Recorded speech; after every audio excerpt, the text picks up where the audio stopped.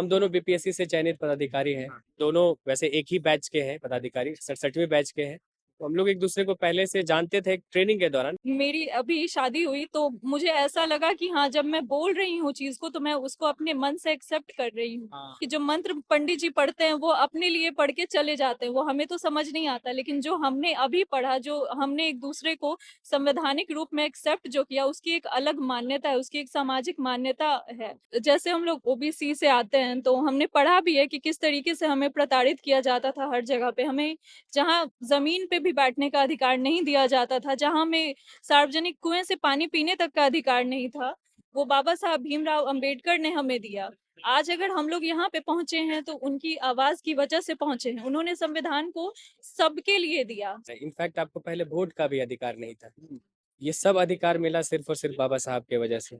और आज के समय में उनको याद करते हुए मेरी आंखें नम हो जाती हैं कि जिस प्रकार की प्रताड़ना उन्होंने सही, उसके बावजूद उन्होंने एक ऐसा बेहतरीन संविधान बनाया जो किसी से किसी भी प्रकार का भेदभाव नहीं करता है, उस वर्ग से भी भेदभाव नहीं करता है जिन्होंने हजारों साल का प्रताड़ना किया। सबसे पहले सर आपको शादी की बहुत बहुत शुभकामनाएं। मैम आपको भी। आप दोनों बीपीएससी से चयनित पदाधिकारी हैं और ओबीसी समाज से आते हैं। अक्सर देखा जाता है कि अर्जक विवाह जो होता है वो या तो एससी समाज के लोग करते हैं या ओबीसी में कुशवाहा समाज के लोग ज्यादा करते हैं। इस शादी से खुशी है कि अर्जक पद्धति से शादी हुई है? मुझे बहुत खुशी है कि ये शादी इस पद्धति से हुई है। चूंकि जो पुरानी व्यवस्था है उसमें एक तो है कि बहुत ज्यादा पैसे का खर्च है। आपने देखा होगा कि कितने कम समय में और नाहक एक मिनिमल फीस है अर्जक संघ का, उतना पैसा दे के आप जो है एक पूरा का पूरा विवाह संपन्न करा सकते हैं। तो जो लोग सिर्फ सामाजिक दबाव के चलते वैसी व्यवस्था को ढो रहे हैं कि भाई समाज क्या बोलेगा, उन्हीं को ये संदेश देने के लिए हम लोगों ने इस मंच से ये शादी इस तरीके से किया है कि आप, जरूरी नहीं है कि जिस वर्ग से आपने बोला कि शायद दलित वर्ग के लोग या फिर मोस्टली कुशवाहा समाज के लोग करते हैं, ये शादी ऐसी है जो हर किसी को करनी चाहिए। ये किसी एक वर्ग या किसी एक जाति तक नहीं रहना चाहिए। ये सभी के पास सभी के लिए ये उपलब्ध होना चाहिए तरीका। और चूंकि आप जैसा कह रहे हैं कि हमारे समाज में ये नहीं होता था, तो हमने, जो कि हमारा समाज इस बिहार राज्य का सबसे बड़ा आबादी के तौर पे समाज है, हमने उन्हें भी एक संदेश देने का कोशिश किया है कि आप इस पद्धति को अपनाइए, अपने पैसे और समय दोनों बचाइए और एक सुखी वैवाहिक जीवन की ओर अपना कदम बढ़ाइए। इसमें लड़की की तरफ से संकोच कुछ हुआ कि भाई इस तरह का विवाह हम तो सोचे ही नहीं थे कि हमारी शादी ऐसे होगी? किसी का लड़की का भी सपना होता है ना, 7 फेरे होंगे, इस पर कई गाने हैं। लड़की तरफ से क्या दिक्कतें आई मनाने में? अ, इसके लिए मैं अपने ससुर जी का बहुत बहुत धन्यवाद करूंगा, साथ में अपनी होने वाली पत्नी का भी, जो अब हो चुकी है मेरी पत्नी, उनका भी बहुत बहुत धन्यवाद करूंगा। हम दोनों बीपीएससी से चयनित पदाधिकारी हैं। हमने संविधान को पढ़ा है और संविधान के साथ साथ हमने इतिहास और बाकी चीज़ों को भी पढ़ा है, जिससे हमें ये ज्ञात हुआ कि ये परंपरा जो इतने सालों से चली आ रही है, ये एक एक हद तक लोगों को जकड़ कर बैठी है और लोग इस चंगुल से निकल नहीं पा रहे हैं। तो हमने, जैसा कि मैंने पहले कहा, मैडम ने और हमने दोनों ने मिलकर, मैडम को मैं ज़्यादा धन्यवाद देना चाहूँगा क्योंकि जैसा आप कह रहे हैं कि हर एक लड़की का एक सपना होता है, तो ये इसका जवाब ज़्यादा बेहतर मैडम दे पाएंगी। लेकिन मैं मैडम के बिहाफ पे ये कह रहा हूँ कि मैं उनका बहुत बहुत धन्यवाद करता हूँ कि वो इस पद्धति के लिए मानी, और अपने सास ससुर का भी बहुत ज़्यादा धन्यवाद करता हूँ कि वो भी इस पद्धति के लिए माने। और एक सवाल ये, क्या ये प्रेम विवाह है या अरेंज मैरिज था? ये दोनों माता पिता ने अरेंज किया हमारा विवाह। ठीक है, हम दोनों वैसे एक ही बैच के हैं पदाधिकारी, 67वें बैच के हैं। तो हम लोग एक दूसरे को पहले से जानते थे ट्रेनिंग के दौरान बस, लेकिन जैसे बाकी ट्रेनिंग एक दूसरे को जानते हैं उसी प्रकार से जानते थे। ये विवाह पूर्णतः माता पिता के द्वारा आयोजित किया गया। परंपरागत तौर पर शादियां होती हैं हिंदू रीति रिवाज में कि उस तरह से हो, हल्दी हो, मंडप हो, 7 फेरे हो, वो सब कुछ नहीं हुआ। 5-10 मिनट में आपकी शादी हो गई। तो जी, ये आपका बहुत ही जेन्युइन सा चीज है कहना कि हर लड़की का एक सपना होता है, क्योंकि जिस सामाजिक परिवेश में हम लोग पले बड़े हैं वहां हम लोग यही देखते ही आए हैं।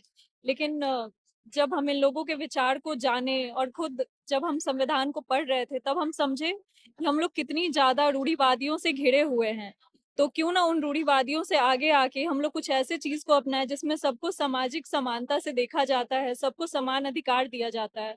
तो मुझे इससे कोई दिक्कत नहीं हुई और मैं बहुत खुश हूँ कि मैं ऐसे परिवार में जा रही हूँ जहाँ पे सामाजिक एकता को सबसे ज्यादा महत्व दिया जाता है, जहाँ संविधान सर्वोपरि है। और लोग जो इस तरह से लड़कियां हैं उनको क्या कहना चाहेंगे इस विवाह के लिए? ये जो अर्जक विवाह इसको किस रूप में देखते हैं? अर्जक विवाह को मैं बहुत ही अच्छे रूप में देख रही हूँ। जब मेरी अभी शादी हुई तो मुझे ऐसा लगा कि हाँ, जब मैं बोल रही हूँ चीज को तो मैं उसको अपने मन से एक्सेप्ट कर रही हूँ। हाँ, ये चीज मुझे मंत्र बहुत किसको अच्छी कहते हैं? लगी। पंडित जी। बिल्कुल, आपका सही कहना है कि जो मंत्र पंडित जी पढ़ते हैं वो अपने लिए पढ़ के चले जाते हैं, वो हमें तो समझ नहीं आता, लेकिन जो हमने अभी पढ़ा, जो हमने एक दूसरे को संवैधानिक रूप में एक्सेप्ट जो किया, उसकी एक अलग मान्यता है, उसकी एक सामाजिक मान्यता है। तो अर्जक संघ का मैं बहुत शुक्रिया अदा करती हूँ, और ये विवाह को मैं हमें चाहूंगी कि और लोग भी इसको अपनाएं। ये बोल चाल की भाषा में आपने शादी की। जी। हाँ, ये निर्भर रहना पड़ता है उन पर कि वो क्या बोलेंगे। रिपीट भी करते हैं हम लोग, तो आधा श्लोक पढ़ते हैं और आधा हम लोग गाइड जी, करते और हैं। समझ भी नहीं पाते हैं। जी। तो बाकी लड़कियों को क्या कहना चाहेंगे जो बाकी लड़कियों को मैं यही कहना चाहूंगी कि वो इसे आगे आके अपनाएं और इसे सपोर्ट करें। अब पढ़ाई को लेके क्या कहना है आपका? क्योंकि आप लोग पढ़े हैं, बीएससी क्वालिफाई किए हैं, लड़कियों को। एक लड़की के रूप में मैंने ये हमेशा समझा कि पढ़ाई बहुत जरूरी है। पढ़ाई सिर्फ जॉब के लिए नहीं, एक सामाजिक अवेयरनेस के लिए होती है कि आप अपना अधिकार पहचान पाते हैं। आपके लिए क्या सही है, क्या गलत है, ये आपके लिए कोई और नहीं सोचेगा। ये आप खुद सोच पाइएगा, अपने फैसले आप खुद ले पाइएगा। समाज के सामने आपकी एक अलग पहचान होगी, आप किसी और के नाम से नहीं जाने जाइएगा। तो लड़की के लिए आज की पढ़ाई बहुत जरूरी है, बहुत ज्यादा ही जरूरी है। बाबा साहब अम्बेडकर हो, ज्योतिबा फुले हो, उनके विचारों को लेके आप लोग क्या कहना चाहेंगे? उनके विचार ही सावित्रीबाई थे। फुले हो। बिल्कुल, जैसे हम लोग ओबीसी से आते हैं तो हमने पढ़ा भी है कि किस तरीके से हमें प्रताड़ित किया जाता था हर जगह पे। हमें जहाँ जमीन पे भी बैठने का अधिकार नहीं दिया जाता था, जहाँ हमें सार्वजनिक कुएं से पानी पीने तक का अधिकार नहीं था, वो बाबा साहब भीमराव अंबेडकर ने हमें दिया। आज अगर हम लोग यहाँ पे पहुंचे हैं तो उनकी आवाज की वजह से पहुंचे हैं। उन्होंने संविधान को सबके लिए दिया, सिर्फ ऐसा नहीं कि कोई अपर कास्ट होगा या कोई लोअर कास्ट होगा, सबके लिए उन्होंने समान अधिकार दिया है। जैसा कि मैडम ने कहा, अगर वो लोग ना होते तो हम लोग आज नहीं होते। जो पुरानी व्यवस्था थी, जैसा कि आप सभी को पता है कि हम लोगों को शूद्र और दलितों को तो पहले इस वर्ण व्यवस्था का हिस्सा भी नहीं समझा जाता था। तो मैं उन सभी से यही आग्रह करना चाहूंगा कि आप लोगों को जो नए नए भगवान के तौर पे पहले आपको पूजने का अधिकार तक नहीं दिया जाता था, लेकिन अब आपको बोला जा रहा है कि आप जो है पूजिए, क्योंकि अब आप वोट के तरीके से देखे जा रहे हैं। इनफैक्ट आपको पहले वोट का भी अधिकार नहीं था। ये सब अधिकार मिला सिर्फ और सिर्फ बाबा साहब की वजह से। और आज के समय में उनको याद करते हुए मेरी आंखें नम हो जाती हैं कि जिस प्रकार की प्रताड़ना उन्होंने सही, उसके बावजूद उन्होंने एक ऐसा बेहतरीन संविधान बनाया जो किसी से किसी भी प्रकार का भेदभाव नहीं करता है, उस वर्ग से भी भेदभाव नहीं करता है जिन्होंने हजारों साल का प्रताड़ना किया। उस वर्ग के साथ भी अगर आज कुछ गलत होता है तो उनको भी आखिरकार उन्हीं बाबा साहब के संविधान के शरण में आना पड़ता है, जिनको इतने सालों तक उन्हीं लोगों ने प्रताड़ित किया था। तो ऐसे महामानव को मेरा कोटि कोटि प्रणाम है।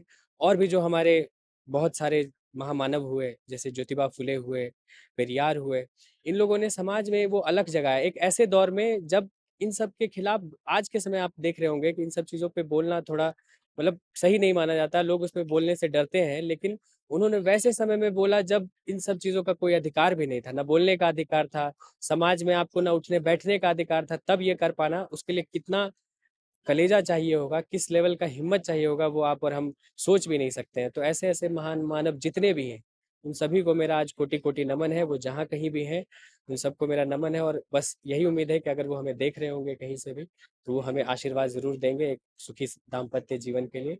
और जितने भी लोग इस वीडियो को देखेंगे, उन सभी से मेरा आग्रह है, कृपया अपने महान मानवों के बारे पढ़िए, अम्बेडकर जी के बारे पढ़िए, पेरियार के बारे पढ़िए, सावित्री बाई के बारे पढ़िए, और भी जितने हमारे महामानव हैं उनके बारे पढ़िए, ताकि उनके जीवन के संघर्ष आपको समझ में आएंगे, उनका क्या दौर रहा, उन्होंने क्या दौर देखा, और उस संघर्ष से पार पाके आपके मेरे बेहतरी के लिए उन्होंने जो लड़ाई लड़ी, उस लड़ाई को आप बेहतर और समझ पाएंगे, और उनकी जो उन्होंने लड़ाई लड़ी है उसको और बेहतर अप्रिशिएट कर पाएंगे। इसलिए आप सभी से विनती है कि उनको पढ़िए, उनको समझिए, और समाज सुधार की तरफ कदम बढ़ाइए, ताकि हम लोग एक समता मूलक समाज जिसमें सबको बराबरी मिले, वैसा समाज हम लोग निर्माण कर सकें, जैसा कि भीमराव अम्बेडकर जी का सपना था। आप सभी को बहुत बहुत धन्यवाद, आप लोग आए।